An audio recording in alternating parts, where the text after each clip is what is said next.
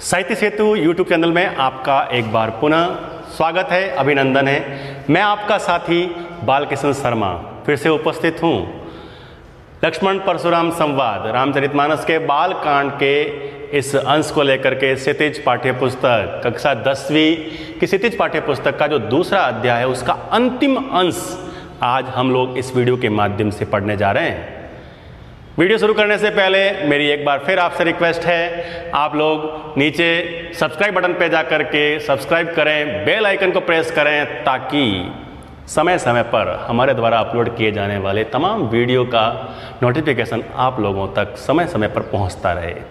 लीजिए शुरू करते हैं आज के इस अंतिम अंश को। एक रिक्वेस्ट करूंगा मैं, जो विद्यार्थी इस वीडियो को देख रहे हैं वो इस वीडियो को आखिर तक देखें। अंतिम अंश में इस वीडियो में आज हम इस अंश में कुछ अलंकारों पर चर्चा करेंगे। जिन अलंकारों को हमने इस पूरे पाठ में पढ़ रखा है उनके ऊपर भी एक बार हम फिर से नज़र डालने की कोशिश करेंगे, इसलिए प्रयास कीजिएगा कि आप इस वीडियो को पूरा देखें। चलिए शुरू करते हैं। लक्ष्मण जी और परशुराम जी के मध्य जो वार्तालाप चल रहा था उसमें हमने अंतिम अंश जो देखा था उसका अंतिम दोहा था, जिसमें विश्वामित्र जी मनी मन में गादी सुनो कह हृदय हसी मुनि हरि हरे सूझ अय मय खांड न ऊख मैं अजहु न बूझ अबूझ। बड़ा सुंदर श्लेष अलंकार का प्रयोग किया था तुलसीदास जी ने और लिखा था कि परशुराम जी को पता नहीं क्यों यह फौलाद लोहे से निर्मित तलवार जैसा बालक गन्ने से निर्मित शक्कर जैसा लग रहा है।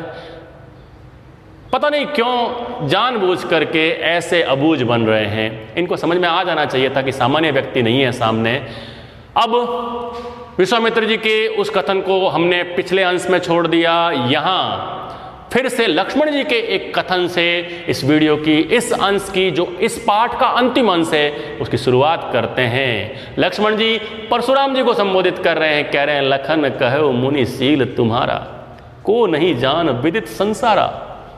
लगेगा पाठकों को कि परशुराम जी की प्रशंसा कर रहे हैं लक्ष्मण जी। लक्ष्मण जी कहते हैं लखन कहे मुनि सील तुम्हारा। सील शब्द का अर्थ पहले ही बताया था। सील शब्द का अर्थ होता है चरित्र या कह दीजिए मर्यादा।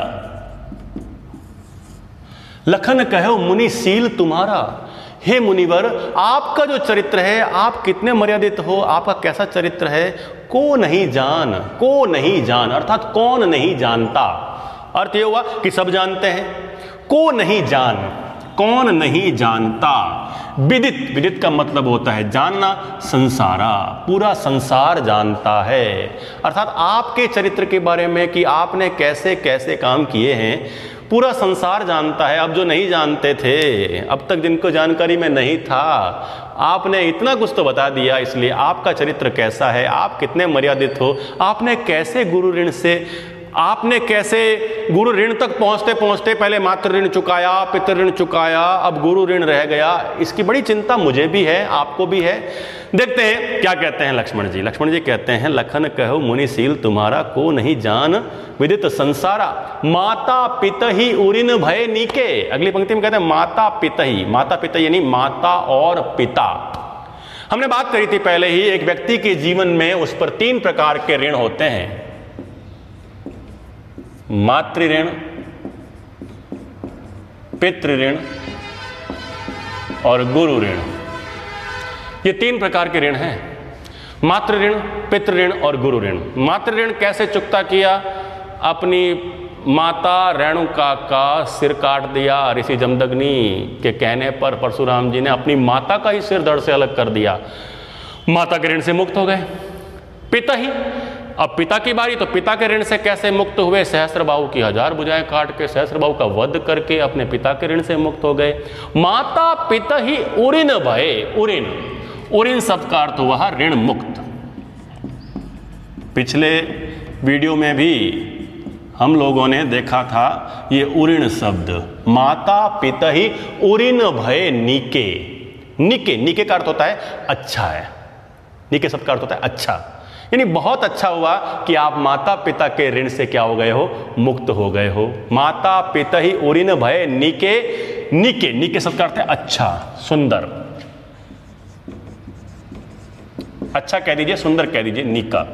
ब्रज भाषा में अवधि में नीके शब्द बहुत बार आता है, नीक नीके नहीं, अच्छा है, सुंदर। माता पिता ही उऋण भय नीके, गुरु ऋण रहा। गुरु ऋण, ऋणु शब्द का मतलब ऋण है। गुरु ऋण रहा, सोच बड़ जी के, चिंता है बड़ी। जी, जी नहीं हृदय, जी के, अब जी और के दोनों के साथ में ले लेते हैं। हृदय की, हृदय की बहुत बड़ी चिंता है। क्या है हृदय की चिंता? कि गुरु का ऋण बाकी रह गया। माता के ऋण से मुक्त हो गए, पिता के ऋण से मुक्त हो गए, लेकिन गुरु ऋण तो बाकी रह गया। गुरु ऋण रहा, सोच बड़ जी के, ये बड़ी हृदय की बड़ी चिंता की बात है। माता पिता ही उऋण भय नीके, गुरु ऋण रहा, सोच बड़ जी के। बड़ा सुंदर कथन लिखते हैं तुलसीदास जी, आगे लिखा है, सो जनु हमरे ही माथे काढ़ा।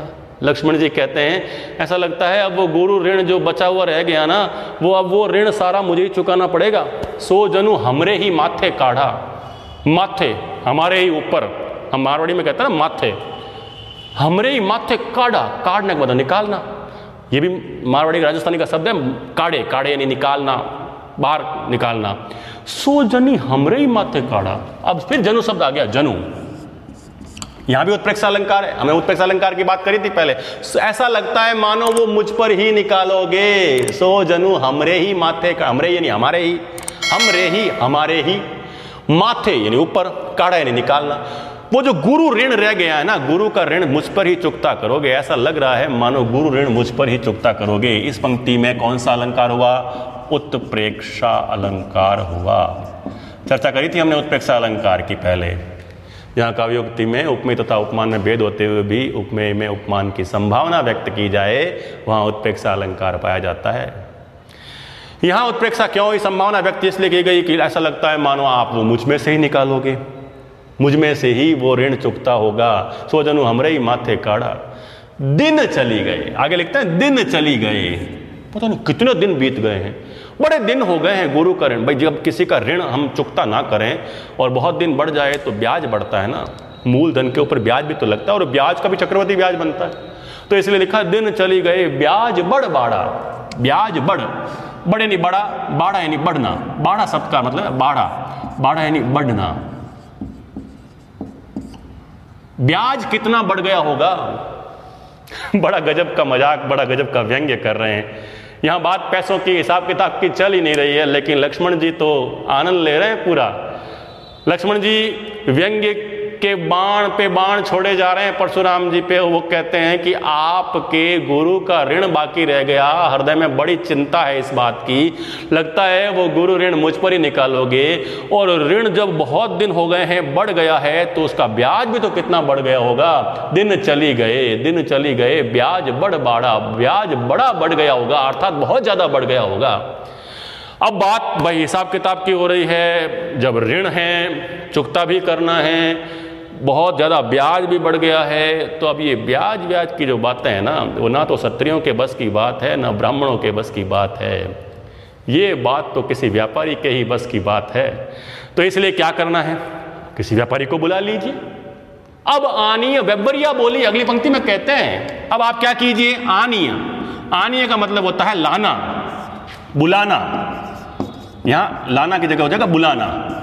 संस्कृत में जाते थे आनयति, आनयति संस्कृत है, अवधि पर उसका भी प्रभाव डाल दिया है तुलसीदास जी ने। संस्कृत के प्रकांड विद्वान स्वामी शेष सनातन के शिष्य है तुलसी बाबा, तो निश्चित रूप से वो शब्द वहाँ अवधि में भी आया है। आनी, आनी यानी वैसे आनयति होता है संस्कृत में, आनयति यानी लाता है। आनी, आनी यानी ले आओ, बुला लो। किसको बुलाओ? व्यवहारिया। ये व्यवहारिया शब्द है ना, व्यवहारिया, इस सब पर ध्यान दीजिएगा। व्यवहारिया शब्द का मतलब होता है व्यापारी। किसको बुलाना है? अब आनीय व्यवहारिया बोली। आप किसको बुला लीजिए? किसी व्यापारी को बुला लीजिए। अब आनीय व्यवहारिया बोली, बोलिए नहीं बुला लो। किसको बुलाओ? व्यापारी को बुला लो। भाई हिसाब किताब करने का काम तो व्यापारियों का ही होता है, क्षत्रियों का काम कहाँ होता है, ब्राह्मणों का काम कहाँ होता है। इसलिए हम दोनों के बस की बात नहीं है। परशुराम जी से लक्ष्मण जी कहते हैं आप बुला लीजिए व्यापारी को।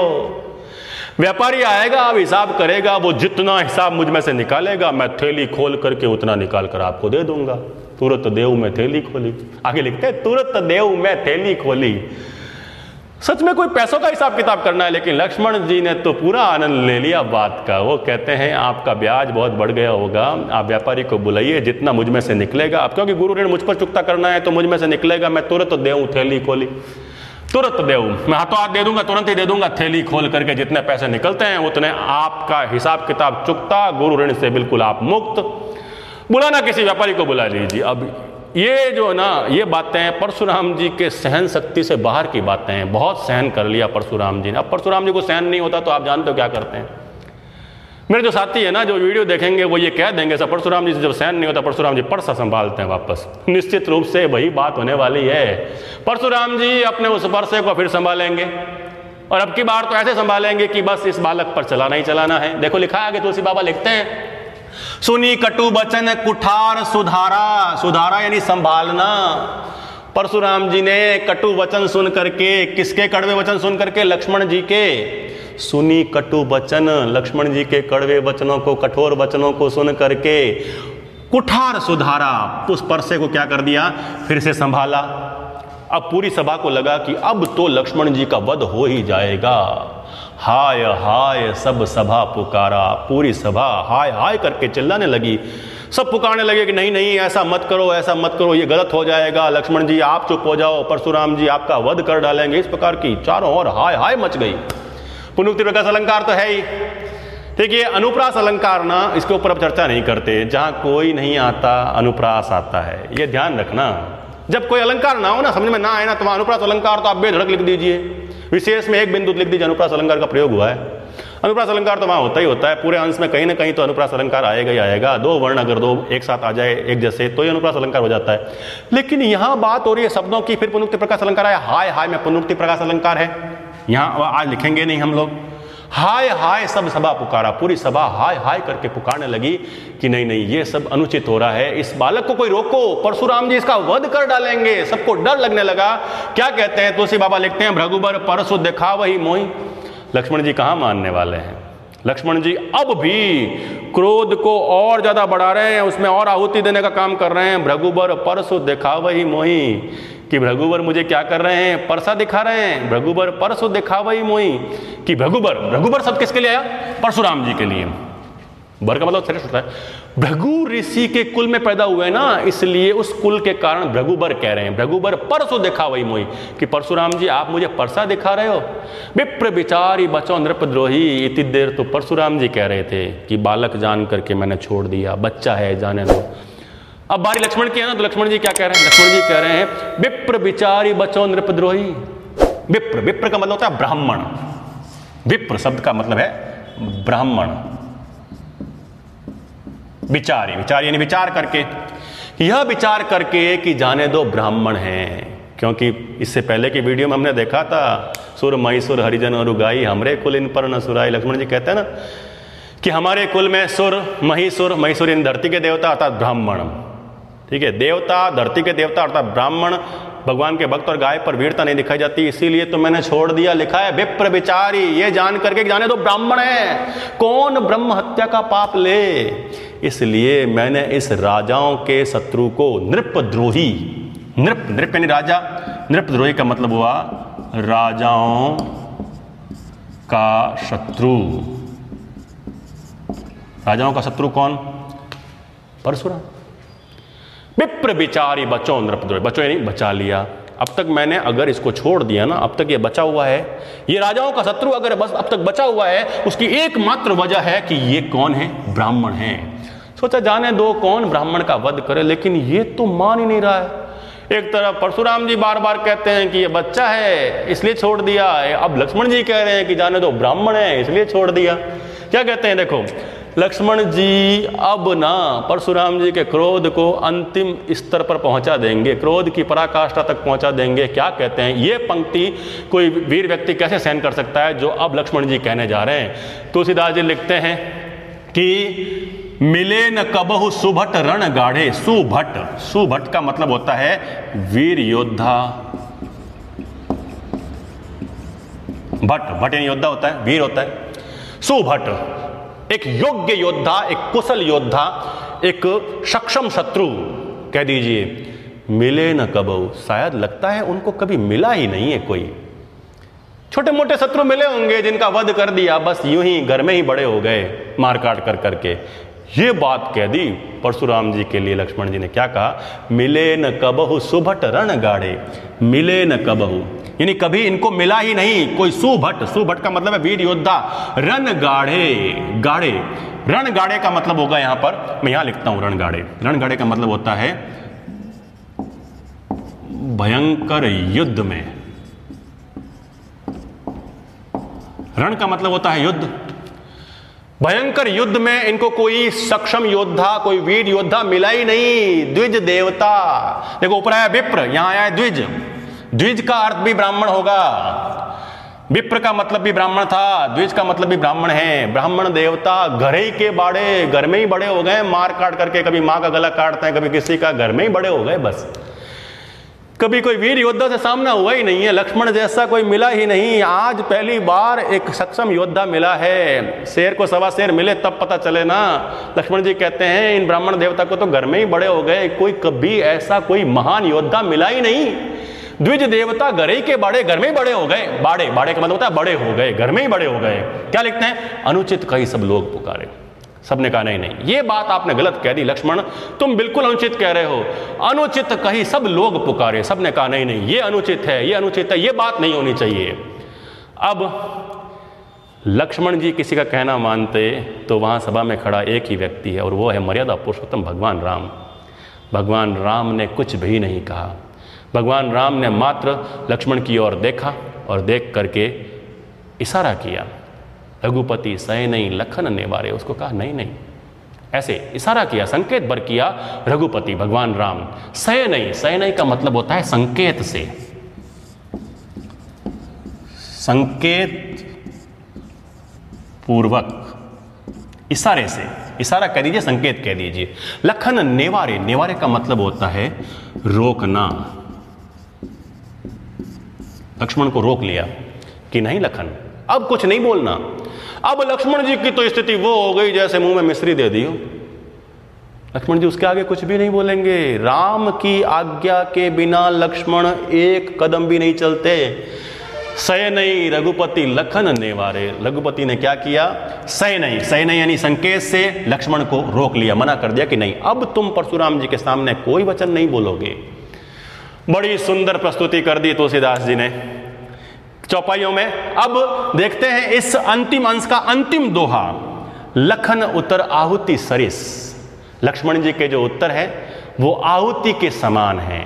उपमा अलंकार पढ़ा था हमने पहले, जहां दो व्यक्ति या दो वस्तुओं में तुलना की जाए या समानता दिखाई जाए, वहां उपमा अलंकार पाया जाता है। उपमा अलंकार कहां होता है, उपमा में एक होता है उपमेय, एक होता है उपमान।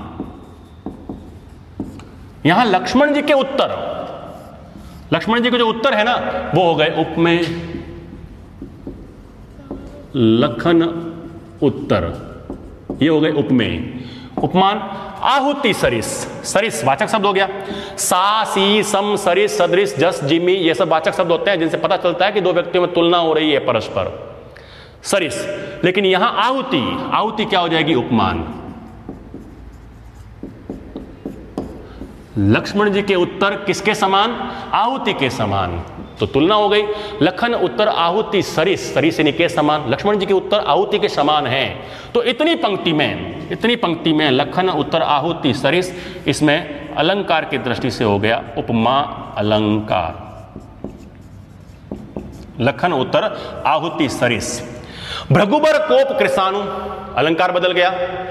देखिए जहां दो व्यक्तियों या दो वस्तुओं में तुलना की जाती है, परस्पर तुलना का भाव जहां तक रहता है वहां पर उपमा अलंकार होता है। लेकिन जब किसी एक वस्तु पर किसी दूसरी वस्तु का रूप आरोपित कर दिया जाए और दोनों में अभेद का वर्णन हो, बीच में कोई अंतर ना रहे, वहां रूपक अलंकार होता है। यहां तक तुलना थी, लेकिन भृगुबर यानी भृगुबर शब्द आया है परशुराम जी के लिए।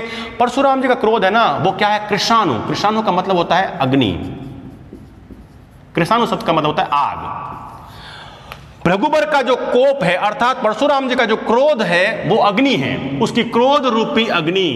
देखो क्रोध रूपी अग्नि में क्या डाला जा रहा है, लक्ष्मण जी के वचनों का जहां पर आहुति है ना, आहुति के समान है वो, तो लक्ष्मण जी के वचन तो आहुति के समान है और वो क्रोध रूपी अग्नि में डाले जा रहे हैं। अब अग्नि में जब आहुति दी जाएगी तो एक तो यहां तो हुआ आपके उपमा अलंकार, और भृगुबर कोप कृषाणु में कौन सा अलंकार हो गया, रूपक।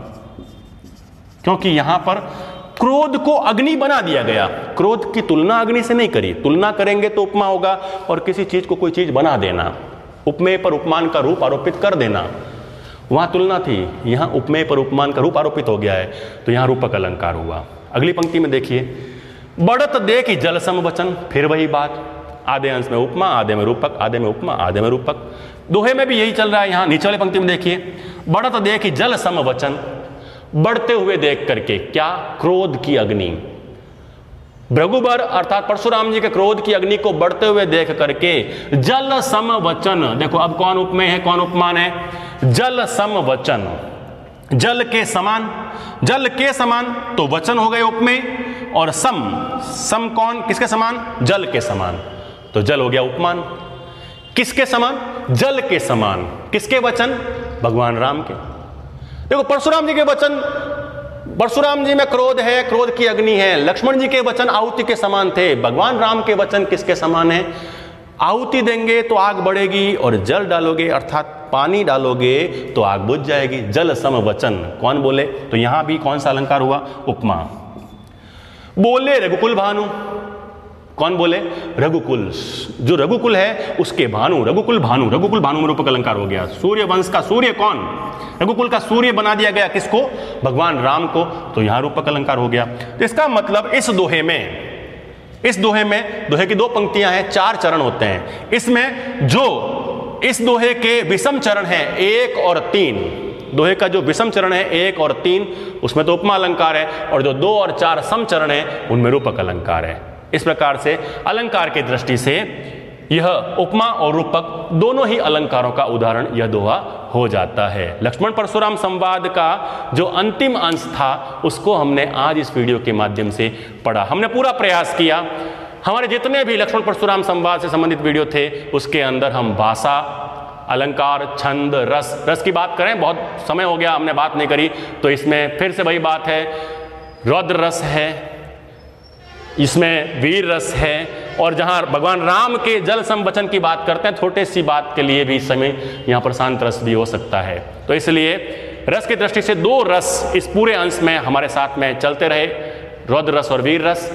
अलंकार की दृष्टि से जहां जहां जिन जिन अलंकारों की बात करी हमने, उपमा पढ़ा, रूपक पढ़ा, उत्प्रेक्ष अलंकार पढ़ा, श्लेष अलंकार पढ़ा, पुनरुक्ति प्रकाश अलंकार पढ़ा, बहुत सारे अलंकार हम लोगों ने इस पूरे अंश के अंदर पढ़े। छंद की दृष्टि से फिर से बता दें, यहां तक जितने अंश थे 16-16 मात्राओं वाली चौपाइयां पढ़ी है हमने, 13-11 वाले छंद अर्थात दोहा पढ़ा हमने, दोहा चौपाई छंद पढ़ा। छंद, अलंकार, रस। काव्य गुण की दृष्टि से ओज गुण पूरे अंश में, भाषा की दृष्टि से साहित्यिक अवधि भाषा का प्रयोग हुआ है। भावबोध, जहां जहां जिस जिस भाव की अभिव्यक्ति हुई है हमने हर भाव को आपके सामने रखने का प्रयास किया है। फिर मिलेंगे एक अलग एक नए वीडियो के साथ में, तब तक के लिए आपसे विदा लेता हूं। धन्यवाद।